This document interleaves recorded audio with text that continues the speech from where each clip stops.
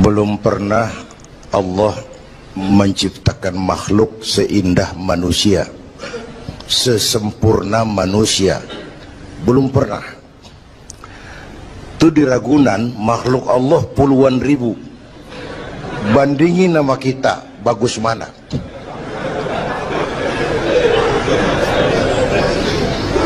Ada makhluk Tuhan tuh yang disebut malaikat, diciptakan dari cahaya, imaterial, dan karena itu tidak perlu material. Malaikat diberikan akal tapi tidak diberikan nafsu. Kalau malaikat selalu benar, nggak istimewa. Kalau malaikat nggak pernah salah, wajar. Nggak ada yang bikin mereka salah. Material nggak perlu, seksual nggak perlu, sama duit budek, sama perempuan kagak open. Malaikat. Sebaliknya ada makhluk Allah yang namanya binatang, diberikan otak tapi tidak diberikan akal. Mereka hanya diberi nafsu. Sapi kalau udah ngeliat rumput, nggak usah nanya ini rumput halal apa haram, nggak usah. Ayam jago kalau sudah datang syahwatnya, nggak usah nengok ini banyak orang apa enggak, nggak usah. Dan itu wajar binatang. Nah yang ketiga kita manusia, makhluk paling komplek, diberi akal, diberi nafsu. Tiap hari sejak bangun tidur sampai tidur kembali terjadi pergolakan perjuangan antara bisikan akal dan nafsu. Kadang akal menang, kita naik jadi malaikat, cuman potongannya manusia. Kadang nafsu menang, kita turun lebih kayak binatang, bahkan lebih rendah daripada binatang, lebih buas daripada binatang. Buas-buasnya sapi, makanannya cuma rumput. Manusia kalau sudah buas itu aspal, kabel telepon, minumnya solar,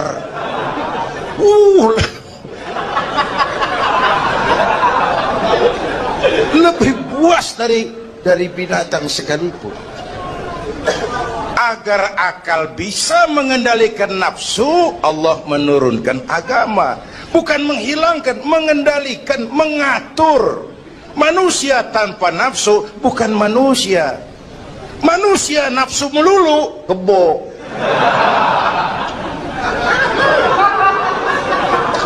Islam nih, agama nih nggak ngilangin nafsu, ngatur supaya sesuatu pada tempatnya. Jangankan hidup berkehidupan, pakai kopiah saja mesti ada caranya tuh.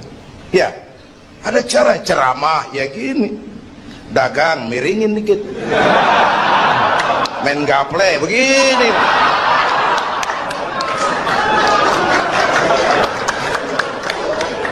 Pakai kopiah aja ada cara aja tuh. Mengendalikan nafsu itu ditempatkan pada tempatnya, bukan menghilangkan nafsu. Laki-laki perlu perempuan, perempuan perlu laki-laki, itu nafsu. Islam ngatur lewat pintu yang disebut nikah. Maka dalam Islam jangankan orang biasa, kiainya boleh kawin. Bener, saya kalau kiai nggak boleh kawin saya pilih mundur. Berat, rontok rambut.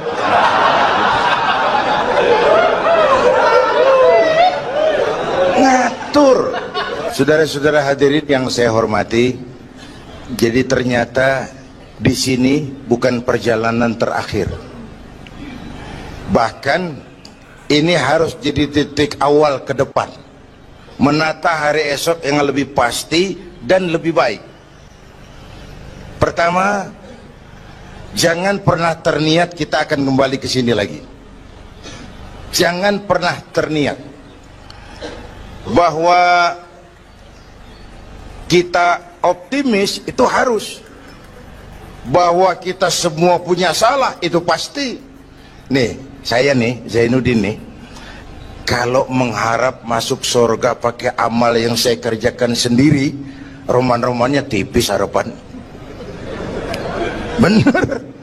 Sholat saya berapa banyak saya tahu, sedekah saya berapa duit saya tahu, sholat saya berapa banyak saya tahu. Terus saya baca sejarah, Nabi Adam dosanya atu, makan buah khuldi. Nabi Adam dosanya atu, dikeluarin dari surga. Kita dosa banyak, pengen masuk.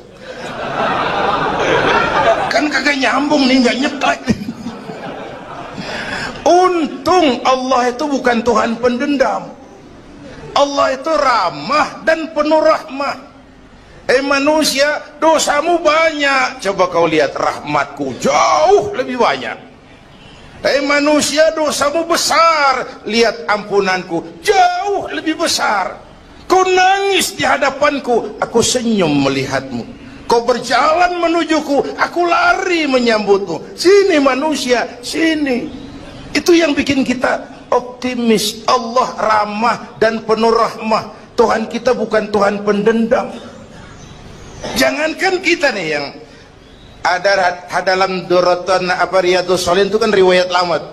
Ada mbahnya bajingan, tengik lagi. Ini pernah membunuh 99 manusia. 99 orang dibunuh. Bayangin, satu hari datang hidayah, ada keinginan taubat kembali, berangkat dia cari ustadz mau menyatakan taubat. Yang ditemuin ustadz belum tapi matang, masih mengkel. Assalamualaikum ustadz. Salam. Kenapa ustadz, saya mau nanya apa, saya mau taubat, bisa nggak sih? Emang dosa ente apa? Saya pernah bunuh 99 orang Ustaz. Oh, ente kelewatan amat. 99 mau gedean itu, susah taubatnya. Susah. Enak aja 99 dibunuh. Kurang ajar ente. Oh, niat namanya bajingan digituin naik darahnya. Sialan nih Ustaz nih. Orang mau taubat kok ngomongnya nggak enak. Gue pikir daripada 99 dengan gue lempengin nih. Akhlakul karimah itu kriterianya itu langsung dari Allah. Jadi bukan manusia yang menentukan sesuatu itu baik, benar, salah. Itu hak prerogatif Allah. Nah, akhlak ini lebih lengkap, lebih sempurna daripada daripada adat misalnya. Anak muda yang lewat di depan orang tua membungkukkan badan, itu dianggap sudah cukup beradat, tapi belum tentu berakhlak. Niatnya apa dia bungkukin badan? Ngedek kaki-kaki udah bongkok. Tergantung niatnya itu. Secara adat dia sudah beradat, tapi belum tentu berakhlak, bergantung motivasinya. Oleh sebab itu dalam Islam, akhlak itu 3. Pertama, akhlak kepada Tuhan. Ini yang terpenting dan ini pondasi. Akhlak kepada Tuhan itu intinya 2. Jangan menyekutukannya dengan sesuatu pun, jangan menyembah kecuali hanya kepadanya. Itu berakhlak apa tidak kita kepada Tuhan, kelihatan dari 2 ini. Jangan menyekutukannya dengan sesuatu, jangan menyembah kecuali hanya kepadanya. Itu sumber nilai akhlak. Jangan menyekutukan Tuhan dengan terang-terangan atau remeng-remeng. Kadang-kadang kita terang-terangan enggak, remeng-remeng kejebak. Gue entak pakai cincin ini nih, tuh, cincin dah. Gue entak pakai cincin ini nih. Jangan anak perawan, nenek-nenek lihat gue lemes. Nenek-nenek ya lemes. Nah, jangan menyembah kecuali hanya kepadanya. 1. Yang kedua, akhlak kepada sesama. Baik sesama muslim, non-muslim, dan seterusnya. Yang ketiga, akhlak kepada lingkungan. Dia sama pohon ini kan kita harus berakhlak. Sama air kita harus berakhlak. Satu saat kampung saya banjir, saya ngomong sama engkong saya, "Kong banjir kong." Kata engkong saya, "Biarin, bukan salah air, habis salah lo." Salah kita bagaimana? Lah, lo tempat air lo tempatin. Yang punya tempat datang dia kagak ngerti, ini tempat gua di sini nggak beda lo. Banjir. Artinya apa? Di Jakarta ini kita nggak ngasih tempat buat air, pantas dong dia ngayap kemana-mana.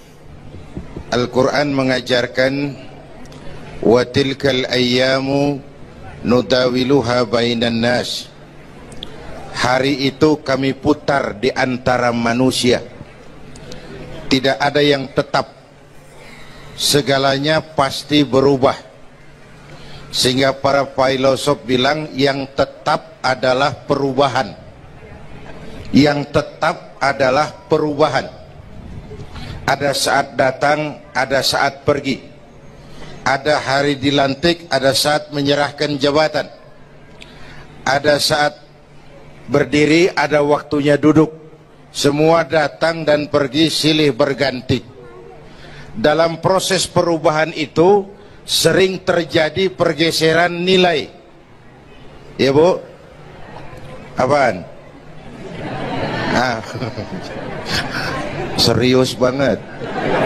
Emang kudu serius. Dalam perubahan itu sering terjadi yang disebut pergeseran nilai.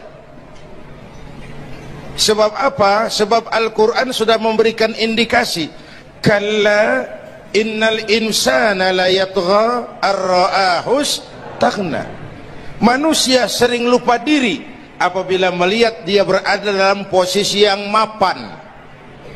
Baik kemapanan itu karena kemampuan intelektual, karena kekuatan materi, atau karena faktor kekuasaan.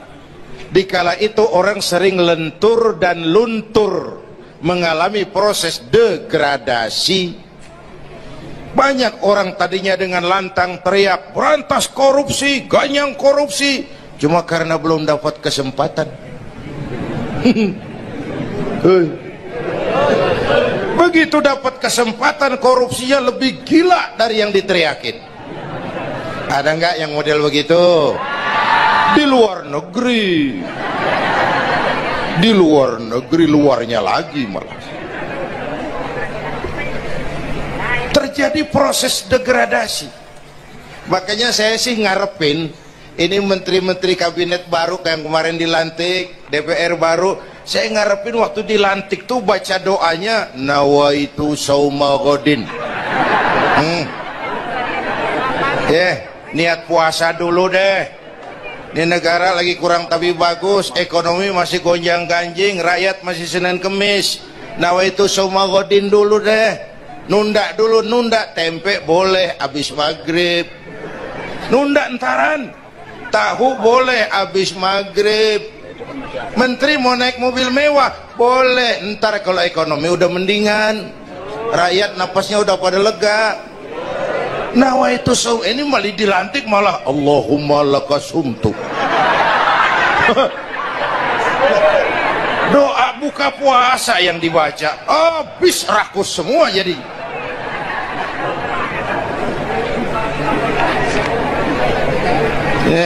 Dengerin ngikutin senturi ya. Ban bingung kita. Siapa yang nanggung jawab ini? Yang jawab banyak banget, yang nanggung kagak ada. Bener nih. Yang jawab semua jawab pakai jurus bekelit. Yang nanggung kagak ada. Nih ujung-ujungannya saya khawatir kayak lagu Bengawan Solo. Akhirnya ke laut. Kalau udah ke laut udah kagak ada yang ngurusin, udah ribet urusan.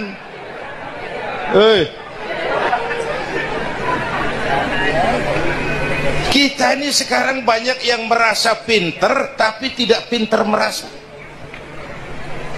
Akibat era informasi kita banyak tahu tapi nggak tahu banyak. Coba dong, siapa aja ngomong apa aja diomongin, begitu dia dalemin, gue juga katanya. Banyak tahu tapi nggak tahu banyak. Merasa pinter tapi nggak pinter merasa. Orang tuh kalau merasa pinter yang timbul keangkuhan, tapi kalau pinter merasa yang timbul kebijakan. Ayolah, nah itu sama godin sebentar kok, nunggu maghrib deh. Kalau ekonomi udah beres, rakyat hidup jodoh rada mapan, itu menteri mau pakai mobil mbahnya mewah, masa bodo amat. Ya, dong menteri-menteri di Inggris harga mobil dinasnya 200 jutaan, padahal Inggris yang bikin Rolls Royce, Inggris bikin mobil Bentley, Inggris bikin mobil Aston Martin. Aston Martin itu merek parfum apa mobil pakai? Hah? Merek parfum apa mobil? Merek mobil bang. Itu Aston Martin yang dipakai James Bond itu. Oh iya iya, punya pakai? Gue juga katanya.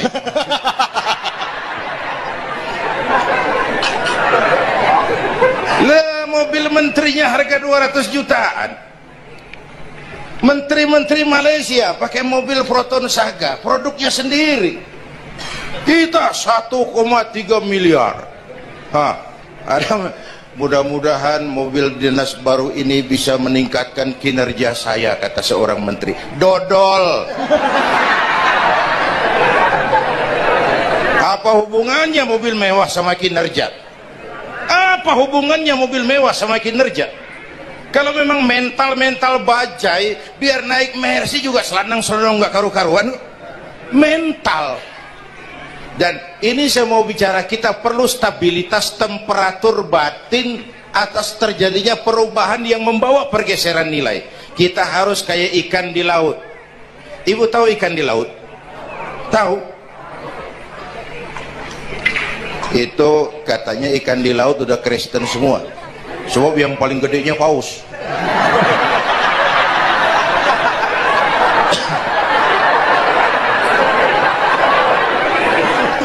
Menghadapi arus perubahan kita itu harus seperti ikan di laut, kata saya tadi. Ikan di laut biar 3 tahun berendam di air asin, nggak ikut jadi asin tuh ya. Kenapa? Karena dia hidup. Ikan yang hidup 3 tahun berendam di air asin nggak ikut asin. Tapi begitu dia mati, ikan mati mah bagaimana keadaan? Digaremin asin, diasemin asin. Ikan mati. Orang yang jauh dari agama, jiwanya mati. Kalau jiwanya mati, gampang diasem garemin lingkungan. Dekat sama ustadz, kalem kayak ustadz. Dekat sama tukang mabuk, teler aja lagi. Gue sih bagaimana yang nyamper aja gue mah. Gampang diasem garemin lingkungan. Tapi orang yang jiwanya hidup, silakan buka tempat pelacuran di samping rumah saya, pantang saya ikut. Silakan buka tempat judi di depan rumah saya, nggak bakalan saya ikut. Silakan buka minuman keras di belakang rumah saya, nggak bakalan saya ikut. Jiwanya hidup. Dan jiwa akan hidup kalau agama hidup di hati kita. Kita tidak bisa menghindari perubahan. Kita tidak bisa menghindari arus persaingan. Sekarang ini jangankan dagang, jadi kiai juga kalau nggak sanggup bersaing. Ini bahasa kasar tapi jujur. Curhat. Karena sekarang orang hidup di zaman banyak pilihan. Pergeseran nilai pas. Alif bawah e alif depan o a e o mim da semata dalapan talam depan lo mata lo. Berasa. Nah, begitu masuk listrik, rumah pada terang, terjadi pergeseran nilai. Apa yang kita lihat? Televisi main gede-gedean. Ya, ya. Ngaku lu, ngaku. Suara Al-Quran sepi. Jangankan yang baca Barzanji, yang apal sifat 20, yang baca Quran pun sepi. Ini pergeseran nilai. Dulu sosial kontrol tajam, Pak. Orang peduli sama lingkungan. Dulu, sekarang lu gue. Ya, ya. Dulu kalau ada anak gadis hamil di luar nikah, aib, malu selebar kampung. Sekarang makanan hari-hari. Benar-benar nih. Ibu-ibu lebih menghargai selingkuh daripada poligami. Ayo ngaku, ngaku. Yang bapaknya senyumnya lebar banget nih Pak. Yang bapak. Terjadi pergeseran nilai. Nah, kita ingin pergeseran nilai itu yang positif, bukan yang negatif. Nah, supaya bisa kita harus punya filter. Ini kan abad entertain, Pak. Orang pandai membangun pencitraan sekarang ini. Karena rakyat kita, umat kita ini kan sekarang kayak daun kering, Pak. Gampang dikumpulin, susah diikat. Berisik, gampang dibakar. Cepat heran, gampang kagum. Masyarakat mall. Nih ibu-ibu nih, coba asal ada mall baru, rame-rame aja berangkat. Belah sono buka, rame-rame aja ke sono. Kagak belanja. Numpang heran doang. Ke sono heran, kemari kagum. Ini dimanfaatkan oleh ahli entertain, pandai membungkus, membangun opini, membangun pencitraan. Maka kita harus punya filter. Menghadapi arus perubahan harus punya stabilitas temperatur batin. Apa konsepsi dasarnya? Agama, Bu. Kekuasaan kalau jatuh ke tangan orang beriman aman. Ilmu kalau jatuh ke tangan orang beriman manfaat. Harta kalau jatuh ke tangan orang beriman manfaat, rahmatan lil. Tapi kekuasaan jatuh di tangan orang yang jauh dari iman, Fir'aun kan dulunya cuman raja, Bang, cuman kelamaan jadi raja nggak ada yang nandingin, akhirnya lupa daratan, ngaku jadi Tuhan. Ana rabbukumul a'la, aku Tuhanmu yang paling tinggi katanya. Dihadapi oleh Musa. Dulu mah adu sihir, sekarang pan adu konsep. Itu cuman beda versi aja. Dulu adu sihir, sekarang adu visi dan misi. Polanya sama, begitu orang tuh dikenal dari visi dan misinya. Akhirnya Fir'aun mengangkat diri jadi Tuhan, ditenggelamkan di Laut Merah. Begitu udah cengap-cengap napas sampai tenggorokan baru amantu bi Rabbi Musa wa Harun. Aduh, kalau begini saya juga percaya sama Tuhannya Musa. Udah mau mati. Walaikal maut, gemes banget, dikedukin lumpur, dijubulin, mampus loh. Kemarin kemana udah gini hari baru beriman. Kekayaan kalau jatuh di tangan orang yang jauh dari iman, yang muncul korun, lupa diri, lupa daratan, masuk dalam kategori kalla innal insana la yatgha ar-ra'ahus taghna. Maka dalam pada itu kita bersyukur Majelis Ulama memberikan fatwa yang berkenaan dengan perubahan-perubahan yang terjadi di tengah-tengah kita, supaya kita ini punya pagar, supaya kita punya benteng ada yang kita pegang. Dan yang memberikan fatwa juga Majelis Ulama, bukan seorang tuh, majelis, lalu terdiri dari berbagai macam proses pertimbangan. Nggak sembari ngelamun di bawah pohon jambu tuh nyusun fatwa tuh. Saya perlu sampaikan ini sebab orang kan harus hati-hati. Memang ada hadis, barang siapa yang berijtihad lalu ijtihadnya benar dapat 2 pahala. Kalau ijtihadnya salah dia dapat 1 pahala. Man ijtahada, man di sini bukan lil itlaq, bukan siapa saja. Barang siapa lalu siapa saja, nggak beres urusan.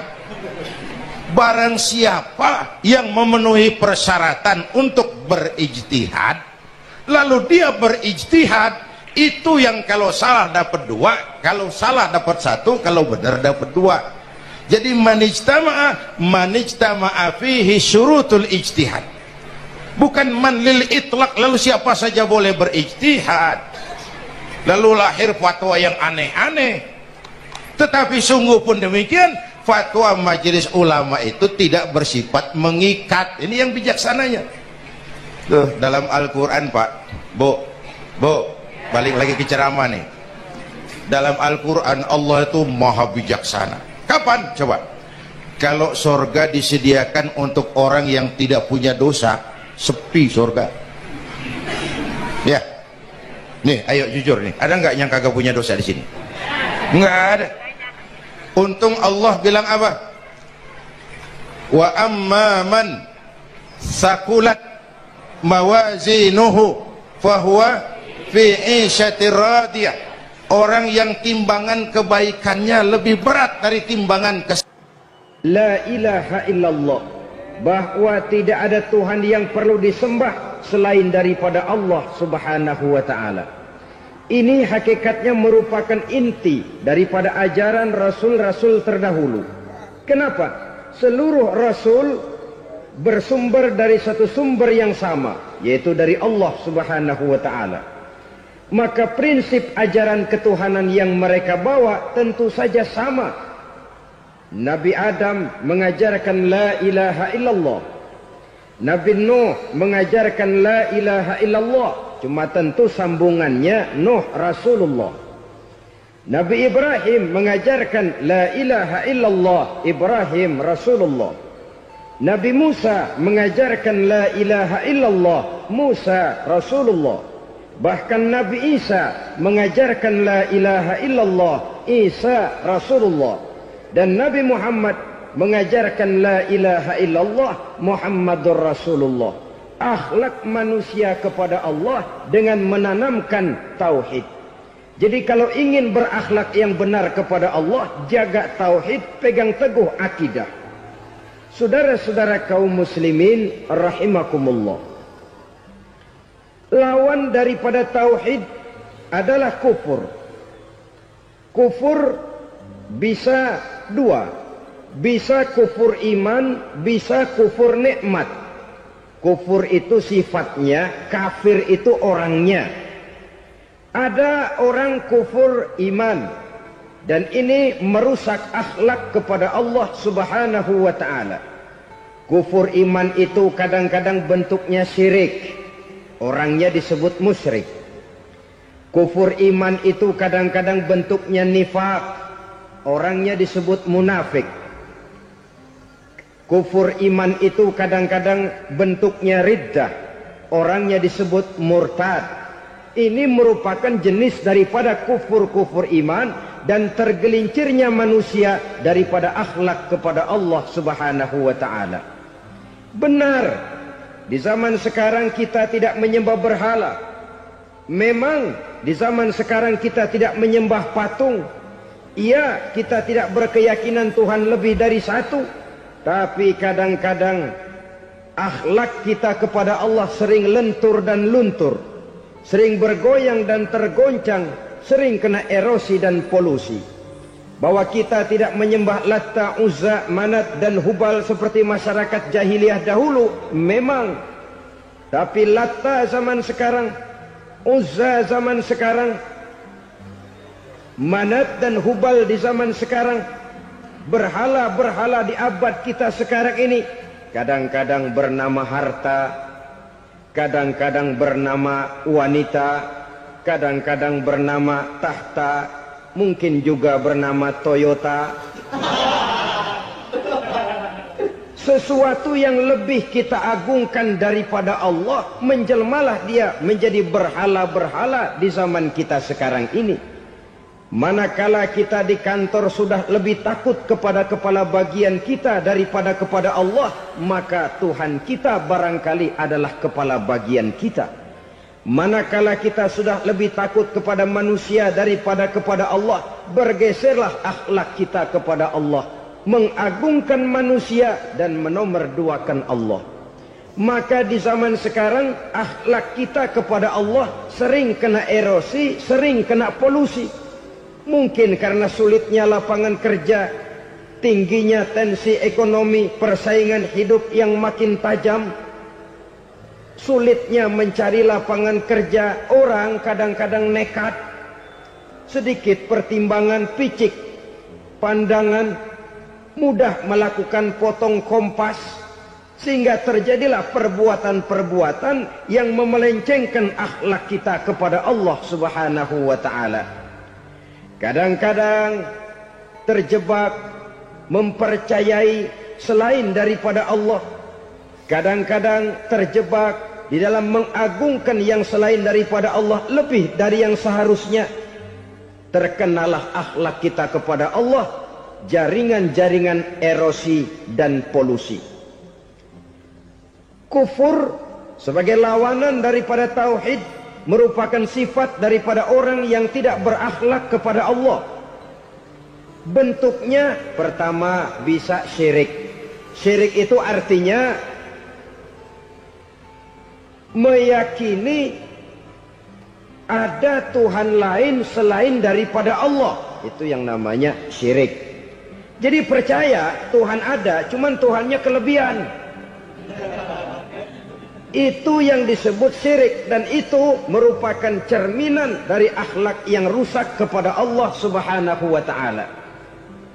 Berkeyakinan Tuhan lebih dari satu, berkeyakinan bahwa Tuhan itu beranak atau diperanakkan, atau mengagungkan sesuatu sama dengan Allah, atau menjadikan yang selain Allah sebagai tujuan akhir daripada perjalanan kehidupan ini, maka itu sudah terjebak kita dalam musyrik. Dan syirik satu dosa yang tidak berampun. Bahasa kasarnya, yang namanya syirik itu jenis bapak moyangnya dosa. Saudara-saudara, sebab itu saya pesan, kalau memang terpaksa, biasanya yang tinggal di kota-kota besar itu kalau tidak kepengen dosa kan susah. Kalau terpaksa harus bikin dosa, cari yang kecil-kecil saja. Yang kira-kira taubatnya gampang. Umpamanya pulang sholat Jumat nukar sendal. Umpama. Yaitu jelas dosa. Tapi dosa yang taubatnya agak mudah. Jangan sampai terjebak ke dalam syirik. Menyekutukan Allah. Kalau sudah menyekutukan Allah, Allah dimadu. Murka benar Allah kepada kita. Innallaha la yaghfiru ayyushraka bih wa yaghfiru ma duna dzalika liman yasha. Allah tidak akan memberi ampun kepada orang yang menyekutukannya dengan sesuatu, tapi Allah mau mengampunkan dosa yang selain itu bagi orang yang dikehendakinya. Jadi orang-orang yang sudah terjebak syirik, menyekutukan Allah, meyakini ada Tuhan lain selain daripada Allah, meyakini Tuhan beranak atau diperanakkan, bagaimanapun baiknya mereka di dunia, bagaimanapun sosial jiwanya, bagaimanapun pemurah tangannya memberikan santunan dan pertolongan kepada orang lain, kalau sudah syirik, seluruh nilai kebaikannya akan tidak ada gunanya lagi. Karena tidak ada tempat nilai kebaikan itu bergantung. Sedangkan kita berbuat baik agar diterima oleh Allah. Kalau Allahnya marah kepada kita, siapa yang akan menerima nilai kebaikan itu sendiri? Ini bentuk yang pertama. Yang nyata-nyata menyembah berhala, syirik. Yang nyata-nyata beriktikad Tuhan lebih dari satu, syirik. Atau yang tersamar. Yang tersamar itu yang sering jadi penyakit kita. Saya sejak ada perkutut ini di rumah, perkutut. Saudara-saudara, yang merusak akhlak kepada Allah, yang merusak tauhid setelah syirik, bisa juga berbentuk nifak. Nifak itu sifatnya, orang yang punya sifat nifak disebut munafik. Asal katanya dari nafakun. Nafakun itu satu lubang yang punya dua muka, seperti goa, ada tempat masuk, ada tempat keluar. Maka munafik orang yang punya dua muka. Kalau bahasa kita, pandai bermain minyak di atas air. Manis jika berhadapan, balik belakang lain bicara. Sehingga apa yang dinamakan nifak, kata Imam Ali Al-Jurjani dalam kitab ta'rifatnya, izharul imanu bil lisan wa kitmanul kufri bil qalbi. Menyatakan, menampakkan iman dengan lidahnya, tapi menyembunyikan kekafiran dalam hatinya. Dengan kata lain, lidahnya mah iman, hatinya mah kafir. Padahal hati itu yang dilihat, padahal hati itu yang dinilai. Kenapa lidahnya mengaku iman? Ya mungkin karena kepepet, mungkin karena kepentingan, mungkin karena ingin mencari kelemahan orang, lalu dia pura-pura beriman. Tapi sesungguhnya hatinya kufur. Ini merupakan penyakit munafik. Dan terus terang, menghadapi orang munafik jauh lebih berat daripada menghadapi orang kafir. Kenapa? Munafik ini kan musuh dalam selimut.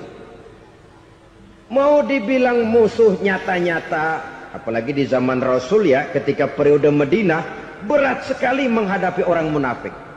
Mau dibilang kafir, kalau ketemu assalamualaikumnya medok juga. Mau dibilang mukmin, di belakang ngegerundel, nyari-nyari penyakit, nyari-nyari lantaran, mencari-cari gara-gara. Kalau kafir jelas kafirnya, kalau musyrik jelas musyriknya. Tapi munafik, di depan kita dia mengaku beriman, di belakang kita dia caci maki kita. Maka demikian rupa watak orang munafik, Allah benci betul. Sampai dalam Quran orang munafik itu divonis innal munafiqin fid darkil asfal minan nar. Orang-orang munafik di dasar jurang neraka yang paling bawah, keraknya neraka. Saudara-saudara kaum muslimin rahimakumullah, sebab munafik sangat berbahaya, membahayakan umat, membahayakan agama. Di depan kita mereka ngaku pura-pura beriman, kalau pidato luar biasa, memuji agama setinggi langit, menampakkan seolah-olah dia orang yang dekat dengan agama. Saudara-saudara, agama penting, agama mutlak, tapi yang ngomong begitu agamanya apa? Remeng-remeng. Cuma sekedar lipstick, cuma sekedar dekorasi, cuma sekedar kamuflase buat ngibuli orang lain. Dia mengaku beragama, mengatakan agama mutlak, menganggap agama penting, seolah-olah memperhatikan benar tentang tatanan kehidupan beragama, tapi sebenarnya di hatinya tidak lebih berkecamuk penyakit-penyakit kufur. Maka sifat munafik ini termasuk menodai tauhid, artinya merusak akhlak kita kepada Allah Subhanahu wa ta'ala.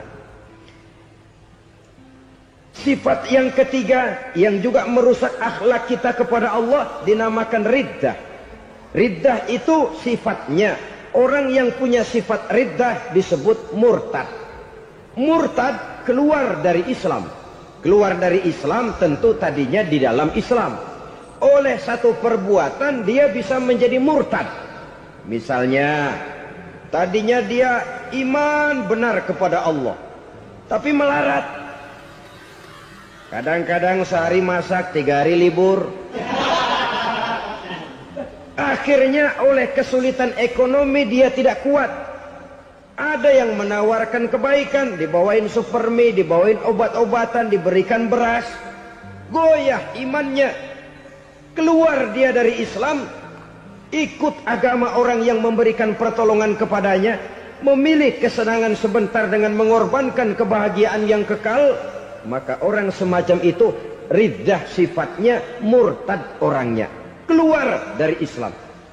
Dan yang menyebabkan kita murtad bukan cuma orang nyata-nyata memproklamirkan diri keluar dari Islam tapi lalu mengikuti agama orang lain. Bukan cuma itu, mengakui ada Rasul lagi sesudah Nabi Muhammad bisa menyebabkan kita murtad. Mengingkari nikmat Allah bisa menyebabkan kita murtad. Meyakini semua agama benar bisa menyebabkan orang menjadi murtad. Meragukan kesempurnaan dan kelengkapan Al-Quran bisa menyebabkan orang jadi murtad. Mengingkari sunnah bisa menyebabkan orang menjadi murtad.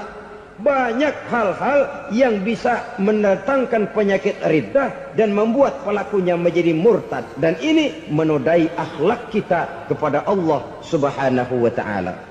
Itu tadi kufur iman, saudara-saudara. Nyata-nyata mengingkari Allah, baik dalam bentuk syirik, nifak, ataupun riddah. Kufur yang kedua dinamakan kufur nikmat. Apa itu kufur nikmat? Sitru nikmatil mun'im au ya'malu bi mukhalafatil mun'im. Menutup-nutup nikmat Allah, atau melakukan perbuatan yang menentang, bertentangan dengan kehendak yang memberikan nikmat. Jadi kufur nikmat pertama, nutup-nutupin Tuhan. Tuhan jalingin. Duit lu banyak amat, dari mana? Gua kerja. Lalu kerjanya nomor 1. Orang yang berakhlak kepada Allah, dia akan menjawab, kamu uangnya kok banyak, dari mana? Rizki dari Allah. Caranya, saya kerja. Kerja itu cara, rizki itu dari Allah datangnya. Bukankah di zaman sekarang kita sering terpleset? Ini merupakan cerminan dari rapuhnya akhlak kita kepada Allah Subhanahu wa ta'ala. Karena usaha saya memang, karena saya peras keringat banting tulang, tentu.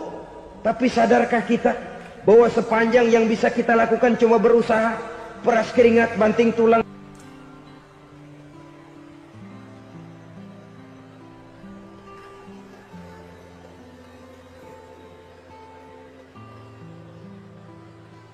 Soal rizki, soal jodoh, soal maut. Kitakah yang mengatur?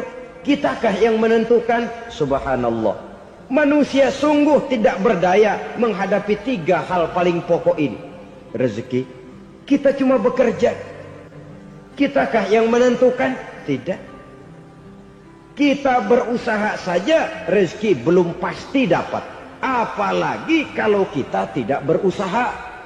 Jangan terjebak dalam fatalisme. Belum perang udah nyerah. Emang dasar rezeki datangnya dari Tuhan, gak usah kerja, dan ntar juga kalau dia datang. Dari mana datangnya? Kerja saja belum tentu dapat rezeki, apalagi kalau tidak kerja. Yang jelas usaha perlu kepastian, itu urusan Allah. Ini akhlak kepada Allah Subhanahu wa ta'ala. Jodoh juga begitu. Kita berusaha, kita berupaya, Allah menghendaki lain jadinya. Maut juga begitu. Siapa sih yang pengen ngadepi maut? Siapa sih yang pengen mati? Siapa sih yang pengen ketemu malaikat Israel? Tidak seorang pun kalau ditanya. Kecuali mereka yang putus asa ya. Kalau otaknya masih normal, mau mati, mesti belakangan dulu udah dikit. Tapi yang satu itu saudara, kalau dia sudah datang, tenaga mana yang bisa menolak? Kalau dia sudah berkunjung, kekuatan mana yang bisa menghindar? Kalau dia sudah ingin bertemu, kemana kita bisa melarikan diri? Manusia sepanjang yang dia lakukan hanya berusaha, tapi kepastian, ketentuan dari Allah Subhanahu wa ta'ala. Orang yang kufur nikmat, nutupin Allah. Dia merasa rezekinya adalah mutlak peras keringatnya. Seolah-olah Allah nggak punya peranan apa-apa di situ. Oh, ini kan saya bisa rumah begini karena saya kerja keras. Oh, ini mobil saya begini, saya kerja keras. Peras keringat, banting tulang, keras.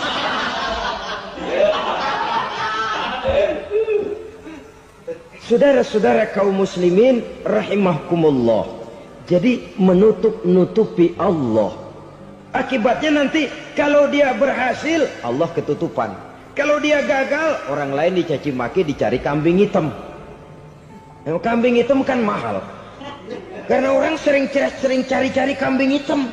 Jarang orang mau jujur kalau bertemu kesulitan lalu mencari sebab pada dirinya sendiri. Yang paling enak ya nyalain orang. Lo begitu. Orang lain yang paling enak kita salahin.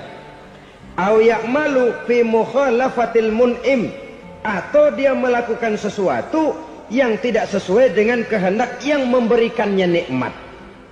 Diberikan kita tangan, mulut sih nggak berhenti, terima kasih Tuhan, alhamdulillah saya dikasih tangan. Cuma nih tangan enteng mat nabokin orang mulu.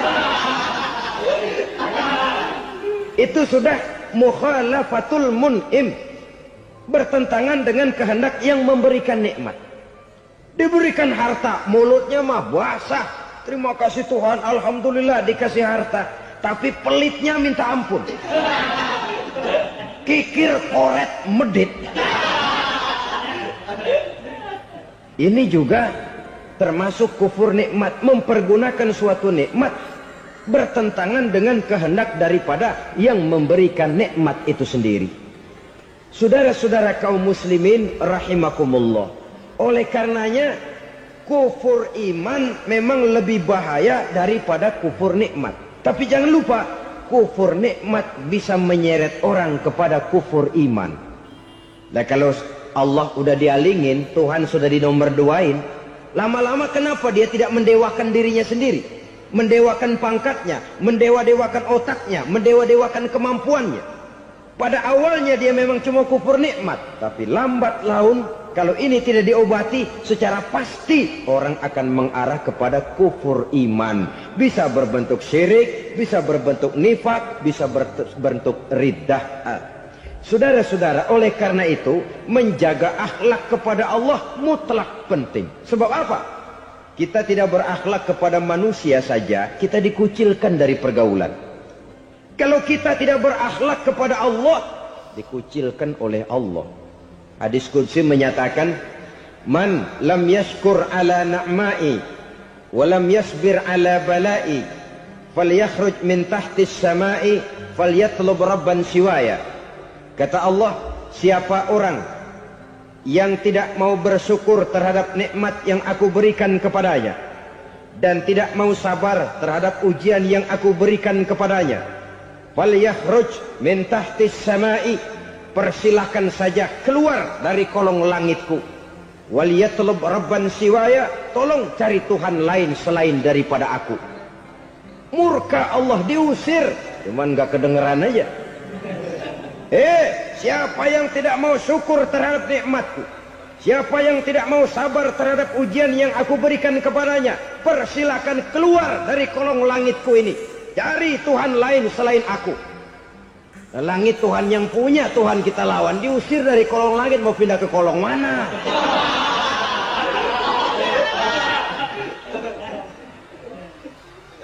Jadi jangan merasa kufur nikmat kan enteng. Iya, kelihatannya begitu, tidak sebahaya kufur iman. Tapi kufur nikmat ini merupakan anak tangga yang kalau kita sudah mulai naik, kita akan naik terus sampai kepada tingkat di mana kita mengalami kufur iman.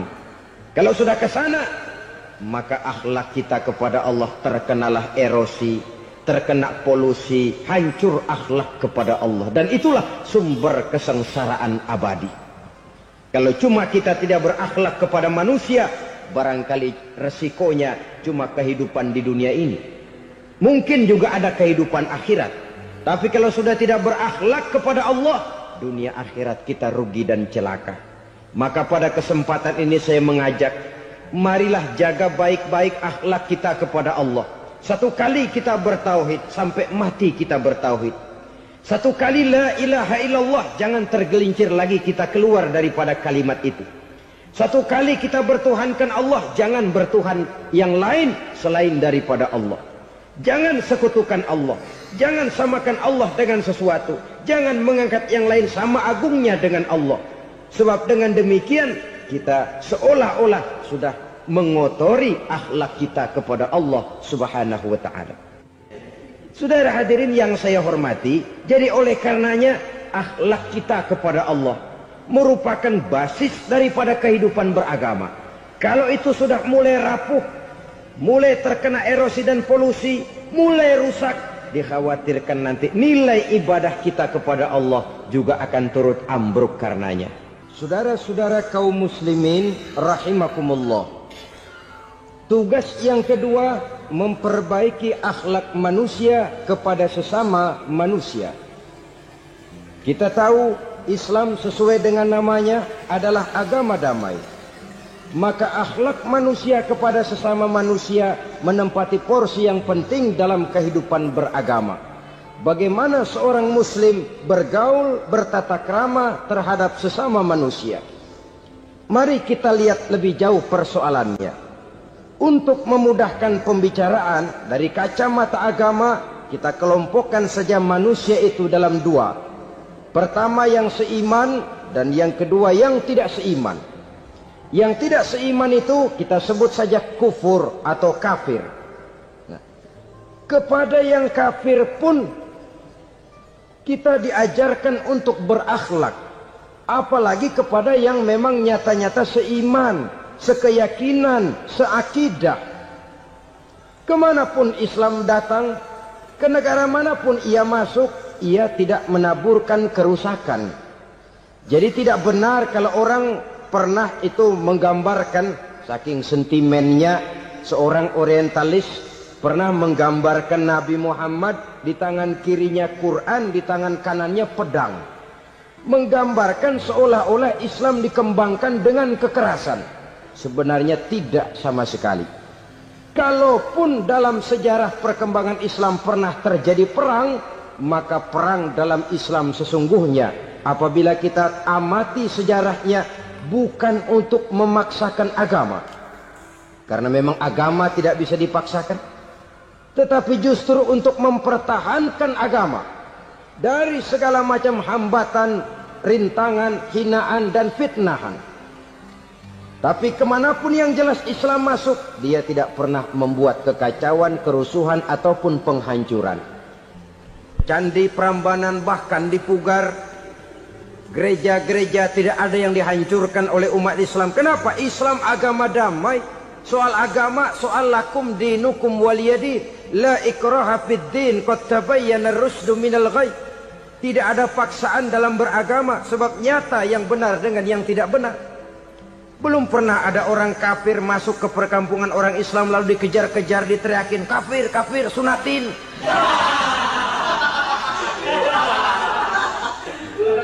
Belum pernah. Kenapa? Islam menghormati orang lain agama. Nah, yang kafir ini macam-macam, saudara. Ada kafir harbi. Nah, ini kafir kerok. Ini kafir yang nyata-nyata memproklamirkan permusuhan kepada umat Islam. Nyata-nyata mengganggu ketenangan umat Islam. Kafir yang seperti ini yang boleh diperangi. Misalnya kita mau sembahyang Jumat dijagain. Nggak boleh sembahyang Jumat, getok palanya. Kafir harbi artinya tantangan perang datang dari mereka, bukan kita yang mulai. Mereka yang buka front. Prinsipnya umat Islam tidak boleh mencari-cari musuh, tapi pun tidak boleh lari kalau ketemu musuh. Musuh jangan dicari, ketemu jangan lari. Karena itu kesan seolah-olah umat Islam ini teroris, umat Islam ini destroyer, umat Islam ini sering menimbulkan keonaran, kerusakan. Sungguh satu fitnahan yang sangat keji. Umat Islam adalah umat yang cinta damai. Islam di masa perkembangannya masuki Eropa melalui Selat Gibraltar, Jabal Tariq, memasuki Spanyol. Islam tidak pernah meruntuhkan gereja. Islam tidak pernah membunuh orang-orang Nasrani. Bahkan Islam mewariskan peradaban dan kebudayaan yang begitu tinggi nilainya di bidang ilmu pengetahuan. Sampai ketika itu Barat banyak mengkaji ilmu pengetahuan dari dunia Islam. Buku-buku berbahasa Arab diterjemahkan ke bahasa Yunani, dipelajari oleh para cendekiawan di negeri Barat sana. Mereka mengambil manfaat yang banyak dari masuknya Islam ke Eropa. Sementara gereja tetap berdiri dengan megahnya. Kuil-kuil tempat peribadatan tidak satupun yang diusik-usik. Kenapa? Islam agama yang cinta damai. Asal dia tidak diganggu, asal kehormatannya tidak dihinakan. Jadi kafir harbi, kafir yang nyata-nyata nantang perang, ngajak berkelahi. Itu kafir yang nyari penyakit. Kafir harbi ini boleh diperangi dengan catatan mereka yang memang mulai. Yang kedua kafir zimmi. Kafir zimmi, kafir yang hidup di tengah mayoritas muslim, tapi mereka mau hidup dengan aman, damai, tenang. Mereka wajib dilindungi. Bahkan Nabi pernah memberikan satu jaminan, man aza zimmiyan faqad azani. Siapa yang mengganggu orang kafir zimmi sama saja dengan mengganggu saya. Kehormatannya dijaga, harta bendanya dilindungi, anak istrinya pun dilindungi. Dan ini jadi kenyataan. Saudara bisa lihat di negara-negara yang mayoritas penduduknya beragama Islam, orang-orang kafir di luar Islam hidup dengan tenang, aman, damai. Di Saudi Arabia, di luar tanah haram, di luar Mekah dan Madinah, banyak orang-orang kafir mencari nafkah. Mereka tenang, aman, dilindungi undang-undang. Begitu di Mesir, begitu di negara Indonesia yang berdasarkan Pancasila ini. Kehidupan beragama menimbulkan gairah, rukun, tenang, aman, damai, sepanjang tidak saling ganggu, tidak saling usik, menghargai orang yang sudah beragama, tidak menjadikan penganut suatu agama sebagai sasaran dari dakwah agama lainnya. Saudara-saudara kaum muslimin rahimakumullah. Jadi memang oleh Al-Quran kita dianjurkan asyidda 'alal kuffar ruhama bainahum. Tegas kepada orang kafir, kasih sayang kepada sesama muslim. Tapi tegas bukanlah berarti marah-marahan, bukan berarti musuh-musuhan, bukan ngajaki perang. Tegas dalam arti punya garis tentang kehidupan beragama, lakum dinukum waliyadin. Soal kehidupan sosial, mari kerjasama. Bangun jalan, ayo rame-rame. Siskamling, mari bebarengan. bikin puskesmas, mari sama-sama. Tapi kalau sudah soal agama, itu tidak perlu ada toleransi agama. Yang perlu toleransi antar umat beragama. Kalau umatnya mau kerjasama silakan, tapi tidak menyangkut soal ibadah. Jangan kerjasama di bidang ibadah. Itu kerjasama yang salah pasang, saudara-saudara. Sehingga dengan demikian toleransi adalah menyangkut kehidupan antar umat beragama.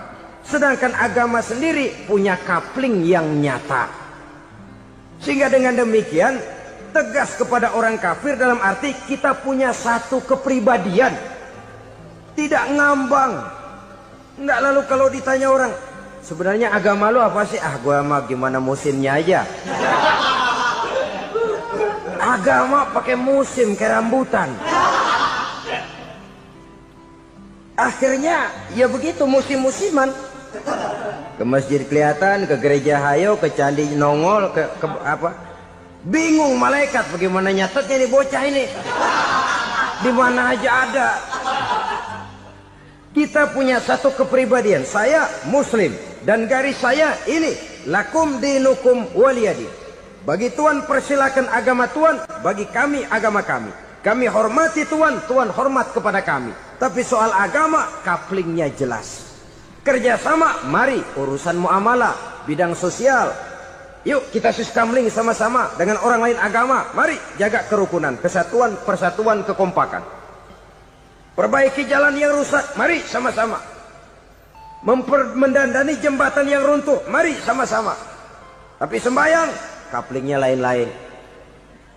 Sebab Nabi juga dulu pernah ditawarkan begitu loh sama kafir jahiliyah dulu, Quraisy itu. Sudah Muhammad, sekarang begini saja, kita join aja daripada marah-marahan. Hari ini saya oke, menyembah Tuhanmu Allah. Besok gantian kamu menyembah Tuhan kita, Latta, Uzza, Manat dan Hubal. Turun, qul ya ayyuhal kafirun la a'budu ma ta'budun. Soal ibadah couplingnya jelas, tidak boleh dicampur adukkan. Sebab kalau tidak, kita akan mulai kehilangan identitas diri. Dan disitulah krisis kehidupan keyakinan beragama dimulai. Dari krisis identitas. Hujan gede kan mulainya gerimis dulu. Di mana-mana ya gerimis dulu. Gerimis makin lama makin gede. Kita akan mulai dengan kehilangan identitas diri. Dari sana nanti kita malu mengakui keislaman kita. Kalau orang Islam malu mengakui keislamannya, ini kan ironi, menyedihkan. Ngakui Islamnya saja malu, menonjolkan keislamannya malu. Tidak ada rasa bangga beragama. Padahal ini modal dasar. Hanyalah dengan rasa bangga beragama, kita lalu konsekuen. Bangga yang tidak konsekuen. Wah, pokoknya kan gua kan Islam. Agama yang paling benar. Tapi hidupnya sendiri jauh dari tuntunan Islam. Itu bangga yang tidak beralasan. Bangga yang tidak perlu dibanggakan sebenarnya. Kebanggaan yang membuat kita konsekuen dan dekat dengan kehidupan beragama. Jadi dengan demikian saudara-saudara, kepada non-muslim kita juga harus berakhlak. Bukankah ini sudah dicontohkan oleh Rasul? Bagaimana beliau disambiti orang di Taif, yang menyambiti malah didoakan. Bagaimana Suraqah mau membunuh beliau, malah Suraqah didoakan. Bagaimana Abu Jahal dan Abu Lahab saking mangkalnya. Ini Abu Jahal pernah gali lubang di kamarnya sendiri, di depan tempat tidurnya. Setelah dia gali lubang, ditutupin pakai keraras korma. Lalu dia tarik selimut, belagak meriang. Dia pesan pesuruhnya, bilangin Muhammad encangnya meriang. Pamannya sakit, minta ditengokin. Nabi dengan segala husnuzonnya berangkat nengokin. Abu Jahal dari balik selimut ngintip. Ah, itu dia Muhammad, itu dia tuh. Dia tuh, masuk dah nih, masuk. Mulai di jalan, senang Abu Jahal. Ah, terus dah. Begitu ke pelosok, masuk ke lubang, gue pendem terus lalu. Memang niatnya mau mencelakakan Nabi. Sudah tinggal beberapa langkah lagi Nabi akan berjalan ke arah lubang itu. Malaikat Jibril ngasih tahu, Muhammad, Abu Jahal pamanmu cuma pura-pura sakit. Di depan tempat tidur itu ada lubang sudah dia gali untuk menjerumuskan kamu. Sudah, balik pulang. Balik badan Nabi. Sudah hampir mau melangkah, kakinya malah muter pulang. Abu Jahal yang ngelihat Nabi sudah hampir jatuh nggak jadi, balik pulang. Lupa kalau lagi sakit. Udah Muhammad buruan sini. Ke pintu dia kejar. Dia lupa sama lubang yang dia gali. Begitu dia kejar, dia yang kepelosok masuk ke dalamnya. Sejak saat itu ada pepatah, man hafara hufratan waqa'a fiha. Siapa yang suka nggali lubang, dia sendiri bakal terpelosok ke dalamnya. Jatuh dia ke lubang yang dia gali. Padahal ya paling banter 2 atau 3 meter paling dalam. Dari dalam lubang itu dia teriak-teriak, Muhammad, tolongin, pamanmu kecebur. Kasih tahu Muhammad, kasih tahu, datang lagi lah pesuruhnya. Muhammad, pamanmu Abu Jahal kecebur, minta tolong diangkatin. Sudah diulur tambang, habis sambung lagi, nggak bisa sampai. Masa iya, cuma kamu yang bisa nolong. Apa yang dilakukan Nabi? Balik mau nolongin. Akhlak. Kita kalau ada orang gali lubang buat nyeburin kita, dia sendiri yang kecebur. Gorok gua kagalemin loh. Mati sekalian dah.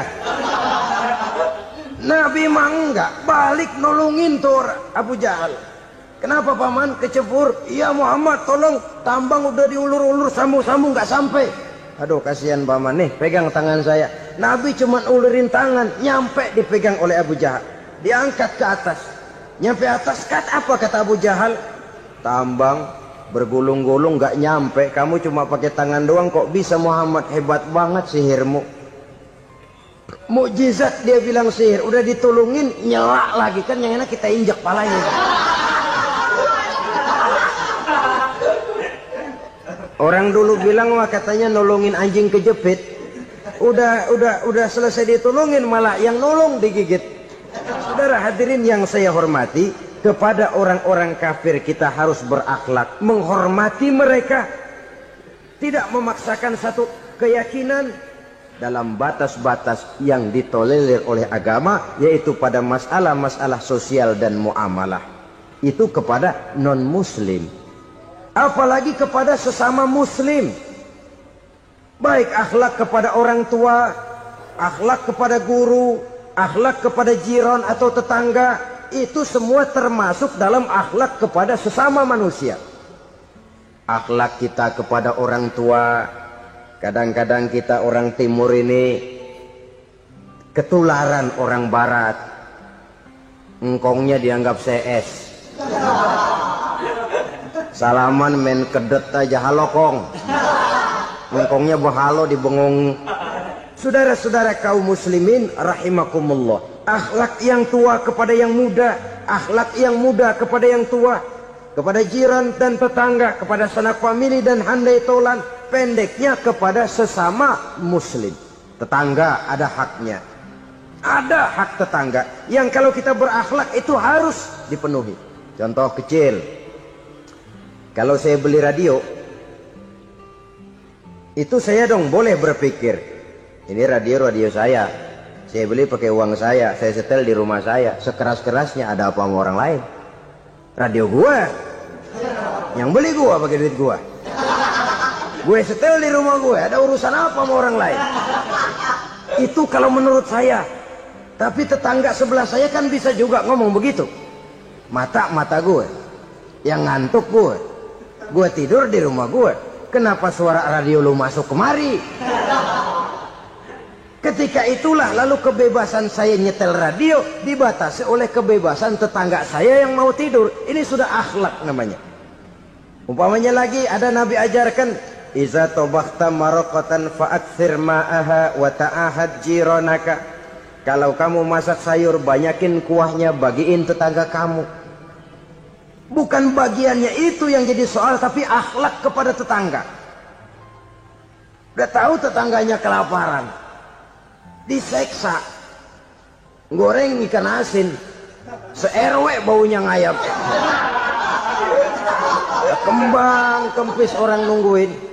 Saudara hadirin ma'asyiral muslimin rahimakumullah, Jadi dengan demikian, kalau sudah kembali kepada orang-orang yang nilai imannya sama dengan kita, apapun organisasinya, apapun baju yang mereka pakai, kaos yang mereka pakai, jaket yang mereka pakai, kalau sudah seakidah, seiman, jaga akhlak kita. Pendapat boleh berbeda, kaos boleh tidak sama, jaket boleh beraneka warna, bendera boleh beragam-ragam, tapi ukhuwah Islamiyah ini utamakan. Adalah lebih baik mencari persamaan dalam kehidupan dan bukan memperbesar perbedaan. Hanyalah dengan mengembangkan nilai-nilai akhlak semacam ini, toleransi tidak hanya diperlukan kepada yang non-muslim, kepada sesama muslim pun toleransi. Artinya apa? Jangan memponis amalan orang lain. Yang usoli, yang tidak usoli, berjalanlah menurut keyakinannya masing-masing. Jangan lalu memponis, itu namanya nggak toleransi. Kamu nggak pakai usoli ya? Enggak. Brengsek. Kamu pakai usoli ya? Iya. Bid'ah. Lah dua-duanya kagak yang bener. Kalau yang sembahyang kagak bener, bagaimana yang kagak sembahyang? Apa itu yang bener? Toleransi, setuju dengan perbedaan pendapat, jangan memponis amalan orang lain. Karena kita hanya beramal, hak menerima adalah Allah Subhanahu wa ta'ala. Jangan sebentar-bentar mencap bid'ah, dolalah, finnar, neraka. Kayaknya neraka kapling orang tuanya kali. Gampang bener masukin orang ke neraka. Kita kadang-kadang bisa toleransi dengan orang luar, tapi kepada sesama muslim toleransi tidak sanggup kita adakan. Mengklaim merasa kita yang benar, orang lain salah semua, itu tidak toleransi namanya. Mentang-mentang jadi ustadz, nih satu-satunya ustadz di sini ya, semuanya mesti ngaji kemari. Kalau nggak ngaji kemari Islamnya kurang tapi benar. Toleransi. Saudara-saudara kaum muslimin rahimakumullah, lapang dada menghargai orang yang berbeda pendapat, apalagi kalau perbedaan pendapat itu menyangkut hal-hal yang tidak prinsipil, menyangkut hal-hal yang sekunder dalam kehidupan beragama, menyangkut masalah-masalah yang dalam bahasa fikih disebut soal-soal furu'iyah. Tidak usah menyebabkan kita bersih tegang. Kepala sama hitam pendapat boleh berbeda dan halal. Bahkan Nabi mengatakan ikhtilafu ummati rahmatun. Perbedaan pendapat di kalangan umatku bahkan menjadi rahmah, sepanjang perbedaan pendapat itu diiringi dengan rasa toleransi. Tapi kalau sudah main baku hantam, main klaim, memponis orang lain, akhirnya timbullah keretakan.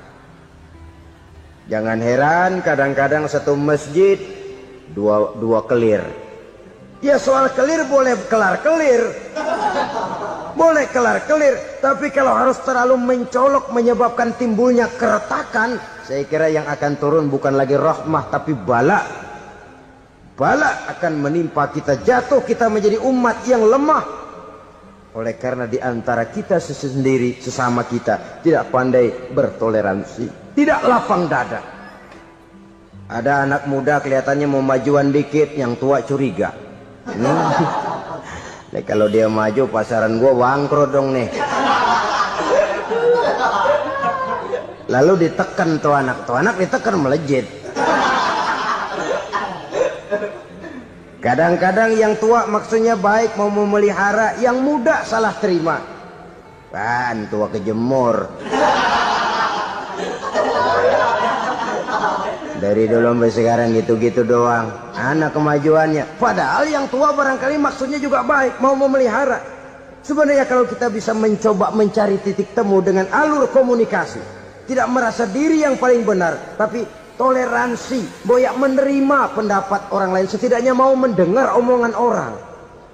Yang susah kalau udah kena penyakit, nggak mau ngerti omongan orang, nggak mau nerima pendapat orang. Kodok di kolong tempayan, cukeng kayu asem, asal ijo udah ijo aja ijo dah. Nggak ngerti omongan orang. Yang kayak begini yang orang jadi kesandung. Oleh karena itu saudara-saudara, alangkah nikmatnya kehidupan ini. Apabila kita menyadari kita ini ummatan wahidah. Satu umat yang satu. Yang diikat dengan akidah. Kalau kepada yang non muslim saja kita diajarkan untuk berakhlak. Apatah lagi kepada yang seiman, seakidah, sekeyakinan. Wajarkah perbedaan pendapat yang kecil-kecil lalu menyebabkan kita bertolak belakang? Cerai-berai, centang perenang. Bila bertemu di jalan yang satu menyisi ke kiri, yang lain menyingkir ke kanan. Kalaupun juga bercampur di tengah kumpulan orang banyak, persis air dengan minyak. Yang atu melengos, yang atu madep mojok. Orang lain senyum, dia mau pada manyun. Saudara-saudara kaum muslimin rahimakumullah. Realita ini walaupun tidak enak, pahit, tapi masih hidup di sebagian masyarakat kita. Ini yang perlu kita atasi. Soal toleransi kepada orang lain, sejarah sudah membuktikan. Mari kita jangan cuma bisa mengajak orang lain, umat lain untuk bertoleransi dengan kita, tapi kepada sesama kita. Toleransi ini perlu kita tegakkan, perlu kita bina. Terutama di dalam kita menuju bentuk ideal daripada konsep ukhuwah Islamiyah ini, yang memang selalu kita akan cari bentuk-bentuk idealnya sejalan dengan perkembangan situasi dan kondisi yang dihadapi oleh umat. Perbedaan organisasi, perbedaan kepentingan organisasi tidak seharusnya menyebabkan kita merasa meremehkan orang lain dan mengangkat diri, mengklaim diri sebagai yang ter. Jadi dengan demikian, apabila yang pertama tadi akhlak kepada Allah dinamakan hablum minallah, maka yang kedua ini merupakan hablum minan nas. Jikalau baik akhlak kita kepada Allah, baik akhlak kita kepada manusia, nikmat rasanya menjalani kehidupan. Kadang-kadang orang akhlaknya kepada manusia baik, tapi kepada Allah tidak baik. Hormat sama yang tua, menyayangi yang muda, sama tetangga rukun, tapi sama Tuhan nggak mau sujud. Ini baik kepada manusia, tapi tidak berakhlak kepada Allah. Atau sebaliknya, sujudnya sama Allah mah tekun, bener khusyuk, bahasanya juga fasih, luar biasa. Tapi sama manusia sombong, takabur, ujub, merasanya dia doang yang paling benar. Sebab iblis itu ya, itu kadang-kadang datang lewat hati, dan memang selalu markasnya di situ. Kalau dia tidak bisa menggoda kita dengan yang lain, dia tumbuhkan sifat ujub. Dia bisikin, wah, memang di kampung ini yang paling banyak ibadahnya ente. Yang lain mana, lihat tuh kerocok semua.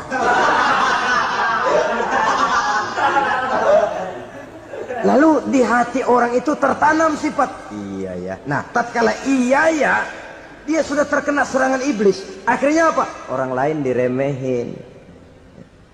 Asalnya kagak mau sembahyang aja diajak salaman udah najis aja dah. Ketemu juga mukanya ditekuk 4. Akhirnya bukan ngajak malah ngenyek, nyina. Lah orang dihina makin jauh, makin tidak tersentuh. Bukan cara itu yang diajarkan oleh Rasul. Bahwa orang tidak mau sholat, tugas kita mengajak. Soal dia tidak sholat, ya itu dosa dia kepada Allah. Saudara-saudara kaum muslimin, ujub disuntikkan oleh iblis ke dalam hati kita. Sujudnya kepada Allah benar, tapi akhlaknya kepada sesama manusia merasa paling benar sendirian, merasa orang lain salah semua. Pokoknya kalau di luar lingkungannya udah kagak bener aja udah bahaya. Saudara-saudara, ini juga penyakit yang disuntikan oleh iblis. Sebab iblis itu tipu dayanya luar biasa, strateginya lihai. Makin tinggi kualitas iman, ya makin berat upaya iblis untuk menjerumuskan kita. Karenanya saya mengajak, marilah kita bertoleransi. Baik kepada non-muslim, lebih-lebih lagi kepada sesama muslim yang kebetulan berbeda baju, berbeda kaos, berbeda organisasi, lain bendera yang dibawanya. tapi toleransi mari kita canangkan. Kita terikat oleh ukhuwah Islamiyah. 2. Yang ketiga, akhlak manusia kepada makhluk Allah lainnya di luar manusia. Saudara-saudara, dengan berakhlak kepada Allah, berakhlak kepada sesama manusia, berakhlak kepada makhluk Allah di luar manusia, baik flora maupun fauna, maka mudah-mudahan akan terciptalah satu ekosistem, satu lingkungan hidup yang membuat kita nikmat menjalani kehidupan ini.